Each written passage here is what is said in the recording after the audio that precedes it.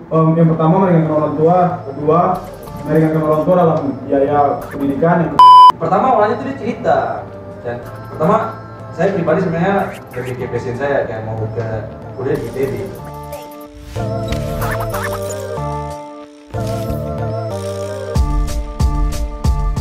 Selamat datang di Manu Menza. Kali ini bersama saya lagi Aditya Mahendra sebagai insya Allah peserta dan didampingi dengan Baca utama Putra Satria sebagai host mengganti sementara waktu.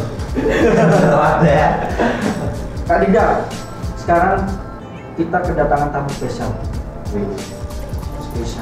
Yang membahas apa Kak Dida? Kita hari ini akan membahas tentang pelajar dari ujung timur Indonesia. Gak usah panjang lebar, langsung saja perkenalan. Dari sebelah mana Kak Dida? Dari sebelah sini dulu. Oke. Dari saya. Oke. Izin memperkenalkan diri, nama Calvinus Sirolo, NPP 281449, pangkat Wasana Praja, asal pendaftaran Kabupaten Teluk Bintuni, Provinsi Papua Barat. Kalau yang belum tahu ini bisa cek di sini. Ada kan di Maps kan Kak? Bisa di search di Google. Peta juga ya. Jelas. Oke, untuk jabatan yang saya atau atribut yang saya gunakan ini biasa disebut dengan Kepala Dinas Olahraga atau kalau di PDN dibilang Kadis Pijas.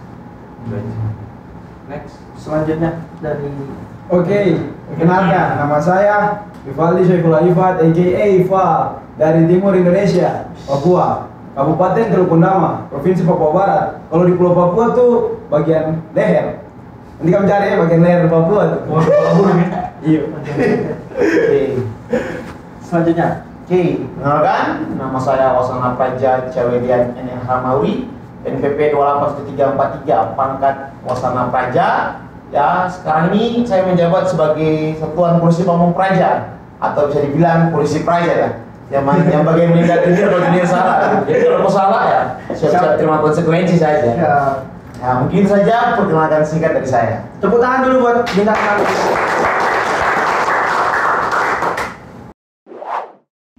Ini kan langsung mendatangkan orang timur. Berarti kan orang timur di sini kan sangat berpengaruh di badan itu kan. Kita berarti harus mengulik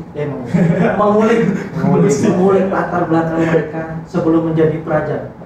Latar belakang sebelum menjadi praja dari Kak Cawedian dulu. Oke, jadi kan pertanyaannya kenapa kakak masuk kampus atau kenapa memilih IPDN daripada yang lain?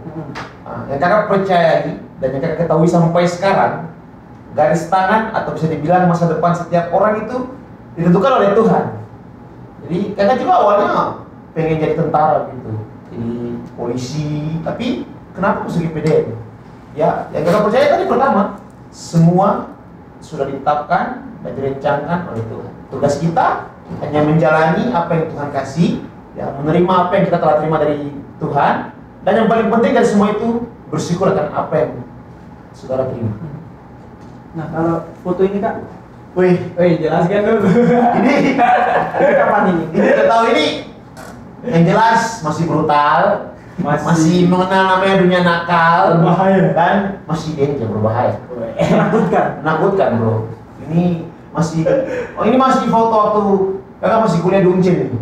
Foto masih kuliah mahasiswa, bukan praja. Jadi mahasiswa biasa-biasa gitu, dan jalan-jalan ke sana kemari. Dulu sebelumnya pernah jadi mahasiswa juga ya? Pernah bro, tidak 2 tahun. Lulusan 2016? Iya dong, 16. Jurusan apa dulu waktu di UCN? Dulu waktu 2016 itu kuliah di Uncen setahun. Ya.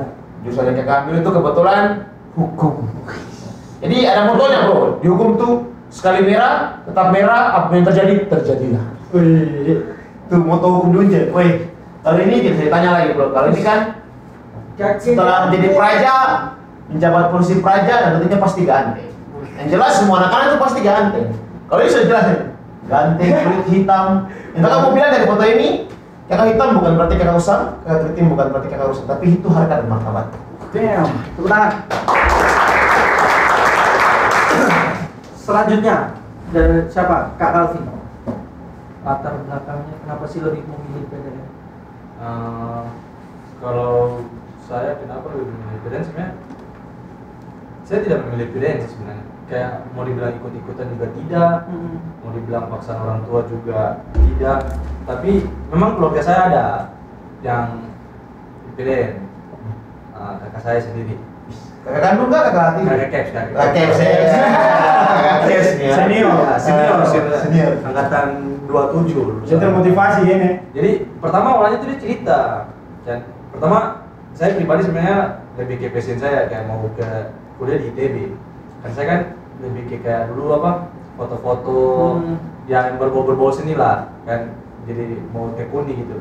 Tapi kakak dia apa memotivasi kan, bilang sekolah di PIN aja, PIN itu enak, makan gratis, segala fasilitas semua ini pokoknya aman lah, enak. Sudah akhirnya karena berpikir yang baik untuk tidak membebankan orang tua ke depan, ya masuk di PDN. Kini ya puji Tuhan diberi kesempatan sampai saat ini dan bisa duduk bersama di sini dengan rekan-rekan dan adik. Puji Tuhan lah. Jadi sebenarnya yang pasti-pasti saja. Iya. Kalau sebelum jadi praja apa kesibukannya kan? Kesibukannya dulu, kalau saya pribadi abstrak ya. Abstrak ya. Nah, Abstrak bebas bro. Lu kira siapa? Gambar nih bro. Nah, ini foto siapa nih kak? Gue ini pasti nakal, jadi bro. Ini foto tahun berapa ya? Yonglex. Ya wes. Oh salah gimana ya? Praja terakhir. Praja terakhir ya. Praja terakhir. Apa? Bajunya Yonglex ya? Yang pasti ini masih sering nakal-nakal ya. Iya, Mabuk ini dari malam pulang pagi-pagi ya kan. Dari SMA kelas 1 bro. Wins. Itu udah lama. Gaul. Harus dimuseumkan buat ini. Jangan sampai tersebar. Jangan sampai ini air. Ayo. Kalau ini nih. Betul, ini memang sudah Wow, ya. Udah jadi ceremoninya tuh viral itu. Tapi tetap tampan bro. Tapi boleh kamu di ini apa? Di tes dulu style gayanya. Oh, ini bro. Ini yang bikin Praja Putri terkadang wow ya, kadang boleh. Untuk kasih sayang di daerah. Kalau boleh diceritakan filosofi dari apa gayanya model kayak gini apa? Atau mungkin lagi ini apa alisnya gundul Sama, Yes. nah ini sebenarnya lebih fokus kepada kamu yang di sana. Untuk kamu yang di sana jangan lupa tonton menu Menza ada Calvin Fitness dulu. Yoi. Kamu di sana tetap di sini. Tampan, ganteng, manis ya kan. Rapi lagi. Rapi lagi. Performance oke. Jelas ya. Udah. Oke, kalau dari Valdi sendiri nih, Valdi Oke. latar belakang sebelum jadi praja dan Ini kenapa ini masalah ya? Aduh, kenapa langsung? Ini zaman SMA masih berbahaya, Wish, danger ya. dangerous. Wish. Doi. Avengers. Doi. Ini masih Itu bukan doa yang bagus. ini masih dong bilang kalau di Papua apa pucuk kan? Belum makarnya ya. Belum ada, masih pucuk, masih manis. Is.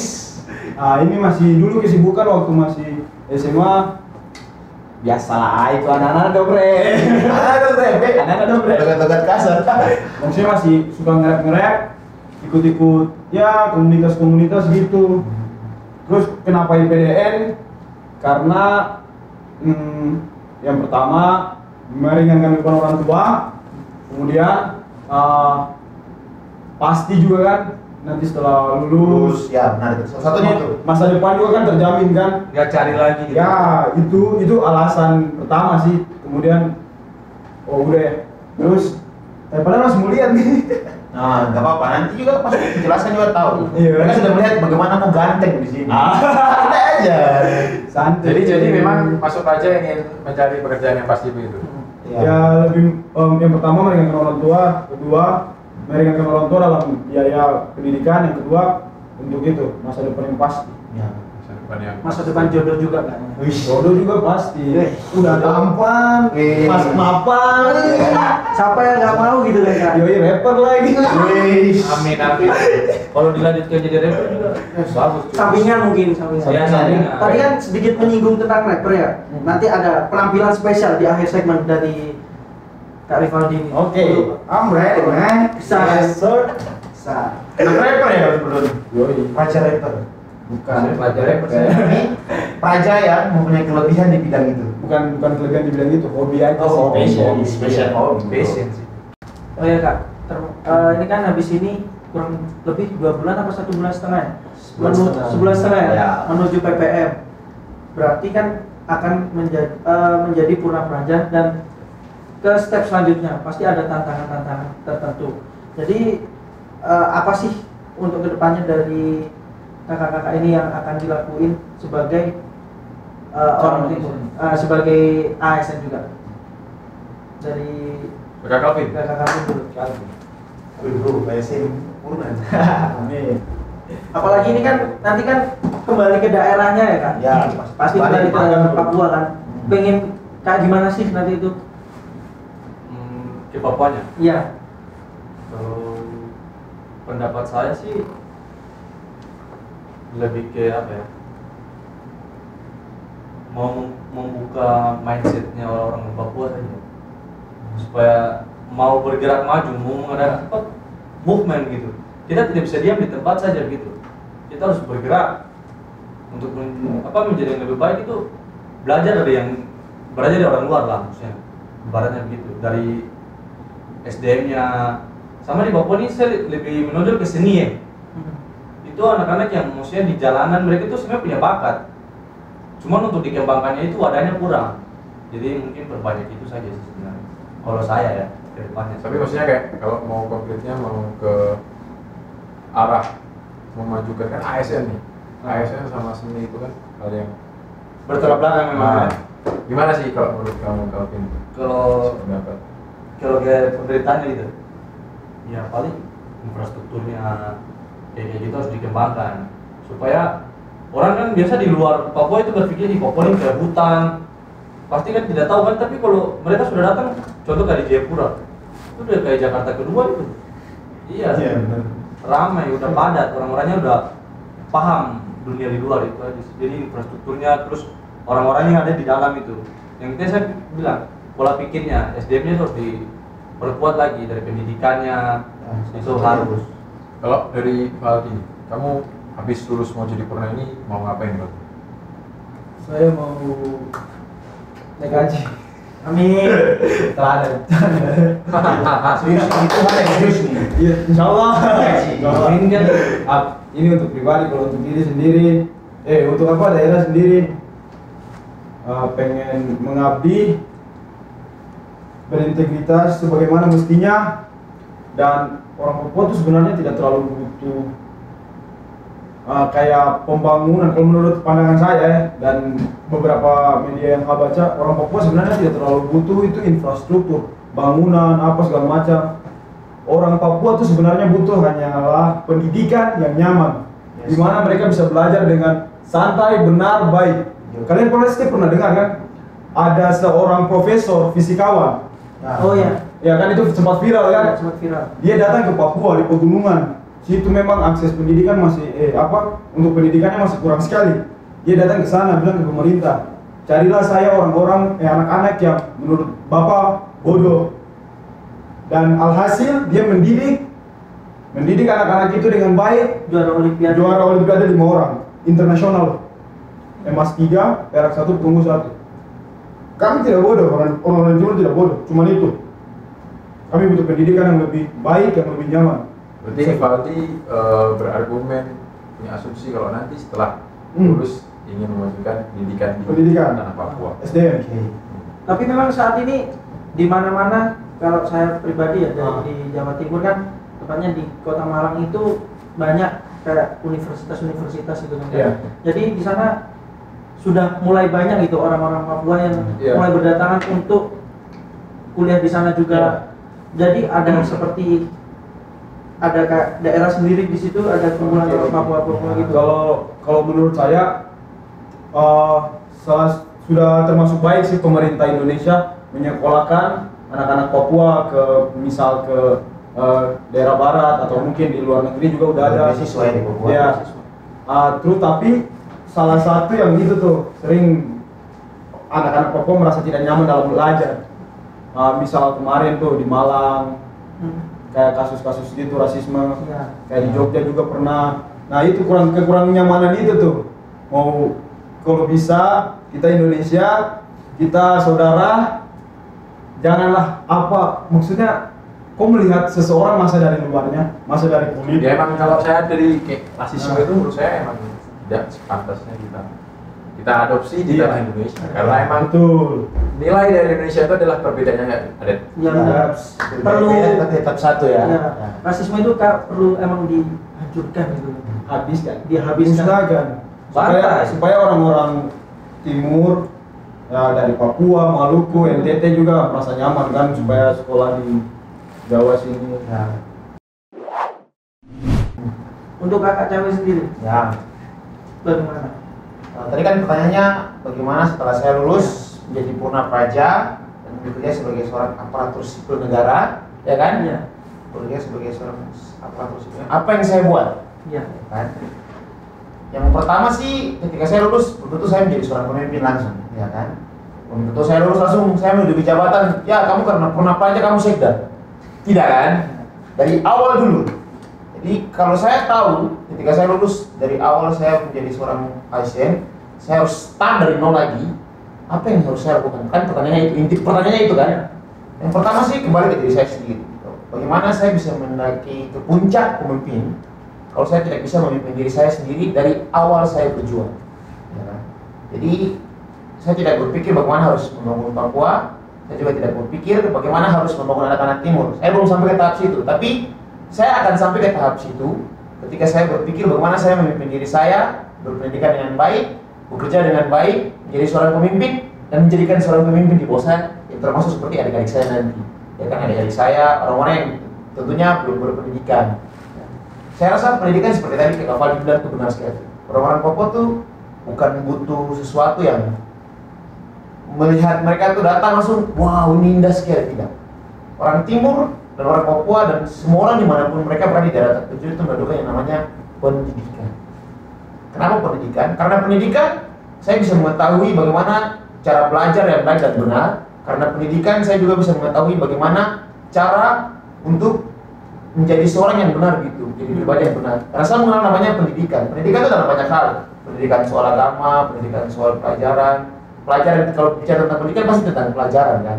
Kalau berbicara tentang pelajaran itu pasti berbicara tentang bagaimana cara kerjanya, bagaimana cara harus kita lakukan untuk mendapatkan sesuatu yang benar gitu. Seperti kita belajar masuk IPDN kita harus belajar namanya psikotes, samaptaan. Ya. Itu di awalnya itu dari awal dari mana? Pendidikan, ya kan?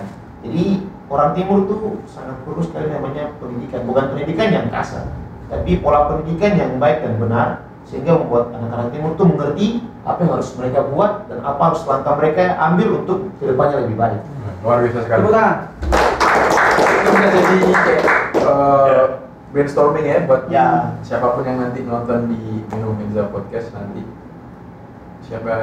Ini adalah suara dari Mutiara Timur. orang Timur. Kalau Hmm. pendidikan di Timur ini memang bukan saya bilang kurang, tapi memang perlu ditingkatkan. Ya, perlu ditingkatkan. Itu benar. Harus sama ratakan mungkin sama kayak Ya. di pulau-pulau lainnya kan. Selain daripada apa cita-cita rekan-rekan saya sekalian yang mau dilakukan setelah nanti purna, kamu tahu nggak istilah Indonesian Pride? Valdi tahu? Tahu. Indonesian Pride, kebanggaan Indonesia. Iya. Nah, kalau menurut Valdi gimana sih korelasinya antara Indonesian Pride sama orang Timur?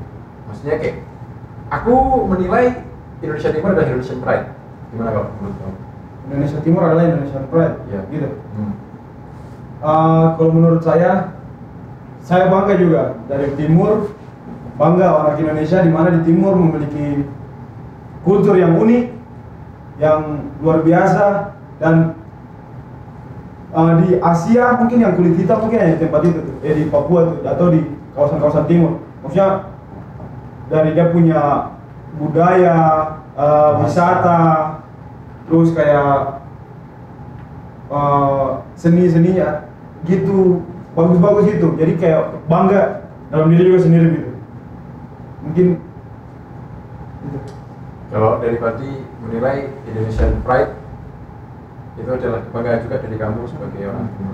Kalau dari Jam ini Jam?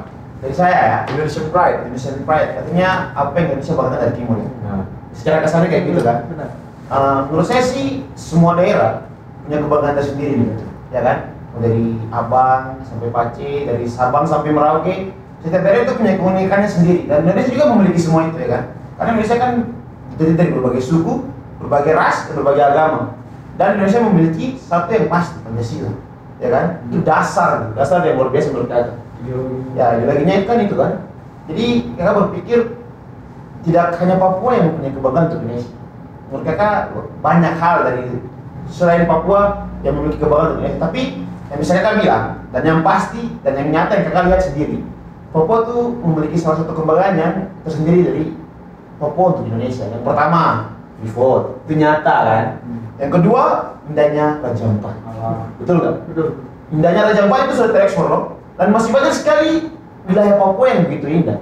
Tanpa kita sadari, tanpa banyak orang tahu di sana tentang Papua. Sebenarnya Papua itu indah, belum terekspor aja. Dan sama halnya selain di Papua, di Jawa, ya kan? Iya. Di Aceh juga ada sebenarnya, di Sumatera juga ada. Jadi setiap daerah pada dasarnya tuh memiliki potensi untuk membangun Indonesia. Cuman permasalahannya itu sudah terekspor dulu. Kalau dari Calvin nih, Calvin menanggapi Indonesian Pride. Indonesian Pride. Indonesia Timur adalah Indonesian Pride. Kalau saya, Indonesia memiliki kebanggaan, terutama di Papua ya. Itu sudah jelas itu memang. Saya menyimpulkan dari jawaban dari kedua rekan saya ini sudah jelas. Itu tidak perlu saya tambahkan lagi itu. Iya. Coba Kak siapa menyanyikan lirik lagu Tanah Papua? Tanah Papua dia. Gak mau saya nyanyi. Coba saya. Tanah Papua, tanah yang kaya. Surga kecil jatuh ke Oke. Surga kecil jatuh ke bumi. Indonesia memiliki surga di dunia ini ada di Papua. Kita bangga. Bangga itu, apalagi saya anak Papua, saya bangga. Tepuk tangan yang paling berat buat Papua. Semoga saya bisa kesana kan. Dari Datang, Bro. Melihat cerita-cerita dari kakak-kakak ini kayaknya emang bener-bener Papua itu surga kan. Ya. Dari kekayaannya, dari apa kulturnya juga. Ya. Cuma ya itu Keagamannya. karena belum terekspos aja. Iya. Oh ya Kak, ini kan ada sebuah tradisi di MF Podcast ini. Sudah mendarah daging ya. Sudah mendarah daging. Sudah dari Tradisi awal kan? Tanah ya? Bertanah. Oh, iya. Jadi memberikan pesan dan kesan untuk penonton, apalagi buat adik-adik. Serta nanti ada quotes-nya. Quotes dari Oke. berdua. Dari siapa dulu ini Kak Dinda? Serah kamu. Kak Dinda. Ya, dari Fatih. Oke, pesan saya untuk adik-adik di luar sana yang masih melaksanakan sekolah wajib, sekolah baik-baik, jangan nakal-nakal, jangan bolos-bolos, karena kau itu harapan orang tuamu. Untuk quotes-nya, satu sih quotes yang kakak pakai, yang tadi semua orang adalah guru dan semua tempat adalah sekolah. Bukan hanya sekolah di ini aja di SMA ya, kau ingat itu? Iya. Kau ingat itu? Oh iya. Semua orang bro, semua orang adalah guru, semua tempat adalah sekolah. Jadi kalau tuh duduk nakal, tidur juga untuk sekolah. Ya kan? Itu juga sekolah berarti ya. Berarti kalau kita mau begini juga kita banyak belajar ya bro. Ya, ini belajar. Guru ya. Ini dengan guru kita belajar sekolah. Nggak mesti formal kan? Kak? Iya. Jadi Bisa kita nyantai. belajar gitu apa yang kau dapat dari Belajar di jalanan juga. Kalau dari Cawe nih, Cawe apa nih? Bisa. Kasih dong pesan dan saran. Pesan ya. Pesan dan saran untuk adik-adik semua ya. Kakak tidak kasih pesan banyak, kakak juga tidak kasih saran begitu banyak. Yang cuma kakak mau bilang, ya kan, proses tidak akan pernah menyakiti hasil, tapi tindakan yang adik-adik lakukan atau rekan-rekan lakukan itu menentukan hasil yang adik-adik dapatkan. Jadi kalau teman-teman mau masuk Akmil, mau masuk IPDN, mau masuk tentara ataupun polisi, ya teman-teman harus tahu tindakan apa yang perlu saya lakukan untuk menjadi hal tersebut atau mendapatkan masa depan itu, ya kan? Ya belajar, tidak bisa kutunggu, saya mau masuk polisi tapi tidur saja. Bangun polisi. Tidak kan? Ada prosesnya, tindakannya apa, upayanya apa, hasilnya apa, Iya. ya kan? Sama seperti kakak contoh kecil, kakak punya proses, kakak putus Akmil tapi dapat IPDN. Kakak prosesnya tindakan yang kita lakukan ya udah belajar psikotes, bentuk fisik, lari sama apa ya kan, seperti sit up, push up, press stop, dan hasil yang kita dapatkan sekarang. Jadi dibalik kata proses dan hasil adalah sebuah tindakan. Tindakan itu upaya. Cawe, sharing dong. Kemarin Lestot waktu tes mata dapat berapa cewek? Dengar-dengar yang paling banyak kan Dika? Ah iya iya. Waktu resto kemarin, waktu Samapta itu pull up ya. Pull up, bahasa kasarnya pull up atau bahasa halusnya pull up. Itu semenit 30. Tepuk tangan. Terus apa coachnya? Coach untuk pesan untuk adik-adik satu saja. Ora et labora. Berdoa dan bekerja. Bekerja ya? Ya, berdoa bekerja sama seperti berdoa dan bekerja itu saja. Jadi jangan cuma berdoa tapi tidak bekerja, tapi berdoa dan bekerja.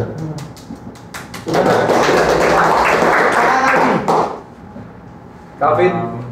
Untuk saya buat adik-adik yang mau melanjutkan jenjang pendidikan dari bangku SMA ke perguruan tinggi, apa itu tergantung perjuangan kita masing-masing. Semua punya pilihan. Semua tempat untuk bersekolah, untuk menimba ilmu itu tidak ada yang salah. Tidak mesti di PDN, tidak mesti di manapun bisa.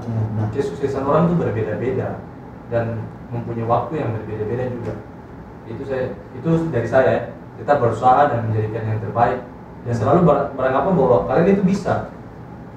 Jangan tidak bisa, bisa. Dan dari saya, semua orang dilahirkan bukan sebagai pecundang, tapi dia dilahirkan sebagai pemenang. Sekian dan terima kasih. Tepuk tangan. Oke, my friend, terima kasih udah nonton di Menu Menza Podcast episode kali ini. Sedikit kalau boleh saya bicara bahwa ingin tekankan lagi buat teman-teman yang nonton Menu Menza Podcast bahwa di Indonesia Timur itu memang Indonesian Pride, dia punya potensi, dan Menu Menza kali ini meyakinkan untuk teman-teman yang nonton bahwa tetap jaga kebinekaan yang ada di Indonesia, Ya. jaga kebinekaan antara teman-teman kita, karena selama kita duduk dan hidup di tanah Indonesia, dimanapun kalian berada, kita tetap satu, Indonesia. Oh iya, jangan lupa juga tetap subscribe, bunyikan loncengnya di sebelah sini, sama komen, kritik, saran, dan masukan siapa lagi yang akan diundang ke depannya. Tetap like aja. Tonton video-video selanjutnya. Sabar ini dulu, akhir dulu. Ada kesan ini. Ya, gimana? Ada bro, ini seru nih kesannya. Tapi tidak tahu bermakna atau tidak. Yang jelas ini bermakna. Ya. Jadi begini, kita berdiri dalam panggung yang sama, Nah, ya kan? Panggungnya itu ibaratnya Indonesia, memainkan peran yang tentunya berbeda-beda, ya. Tapi ketika ada satu pihak lebih unggul, atau ketika ada orang yang lebih menonjol, jangan pernah salahkan mereka, jangan pernah kritik yang salah tentang mereka. Karena apa? Karena kita semua bersinar di waktu yang berbeda. Wih, sama. Oh, saya ada pepatah juga. Pepatah dari timur juga. Kebetulan aku pernah nonton film. Yoi, dia pepatah tuh ini ya. Di dalam satu lapangan tidak ada dua matahari. Jadi jangan saling bersaing untuk menjatuhkan. Oke. Let it flow, berikan yang terbaik. Yoi, begitu. Menarik tuh. Karena cuma satu matahari untuk menyinari. Bro. Ada itu. Karena yang ada dua cahaya cuma di MM Podcast. sampai jumpa di Menu Menza selanjutnya. Menu Menza. Mantap.